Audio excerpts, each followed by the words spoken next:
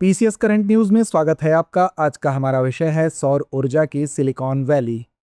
आइए सबसे पहले बात करते हैं उन बिंदुओं की जिसके अंतर्गत आज की हमारी चर्चा केंद्रित होगी। सबसे पहले जानेंगे ये चर्चा में क्यों है, शोध केंद्र के महत्व के बारे में, अंतर्राष्ट्रीय सौर गठबंधन के बारे में और अंत में होगा एक अभ्यास प्रश्न। तो चलिए सबसे पहले जानते हैं ये चर्चा में क्यों है।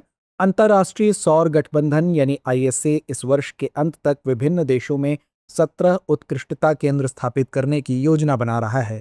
ये केंद्र परीक्षण सुविधाएं और प्रयोगशाला प्रशिक्षण प्रदान करेंगे और भारतीय प्रौद्योगिकी संस्थानों यानी आईआईटी के समान एक स्टार्टअप पारिस्थितिक तंत्र को बढ़ावा देंगे। बता दें कि यह केंद्र भारत में एक वैश्विक क्षमता केंद्र स्थापित करेगा जिसका दीर्घकालिक लक्ष्य भारत को सौर ऊर्जा के लिए सिलिकॉन वैली के रूप में स्थापित करना है। आइए अब जानते हैं शोध केंद्र के महत्व के बारे में। आईएसए का उद्देश्य अनुसंधान और प्रशिक्षण के माध्यम से सौर ऊर्जा में नवाचार और विकास को बढ़ावा देते हुए वैश्विक सौर क्षमता को बढ़ावा देना है।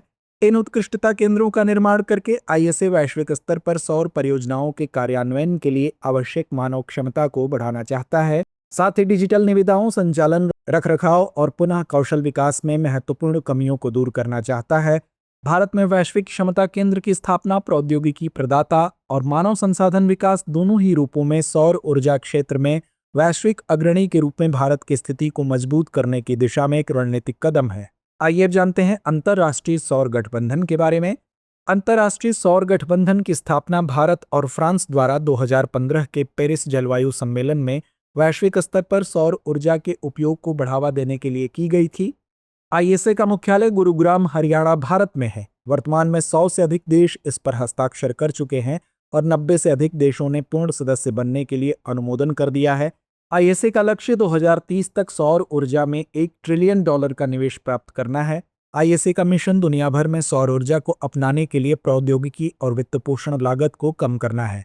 आईएसए सौर ऊर्जा के अनुकूल नीतियां बनाने, वित्तपोषण तंत्र में सुधार करने और सौर प्रौद्योगिकियों में अनुसंधान और नवाचार को बढ़ावा देने पर काम करता है। तो आइए अंत में नोट करते हैं आज का अभ्यास प्रश्न। निम्नलिखित कथनों पर विचार कीजिए। पहला कथन है, अंतर्राष्ट्रीय सौर गठबंधन की शुरुआत 2015 में संयुक्त राष्ट्र जलवायु परिवर्तन सम्मेलन में की गई थी। दूसरा कथन है, इस गठबंधन में संयुक्त राष्ट्र के सभी सदस्य देश शामिल हैं। उपर्युक्त में से कौन सा या कौन से कथन सही है या हैं? विकल्प ए केवल एक, विकल्प बी केवल दो, विकल्प सी एक और दो दोनों, या विकल्प डी ना तो एक ना ही दो। तो इस प्रश्न का जवाब कमेंट बॉक्स में देना ना भूलें। धन्यवाद।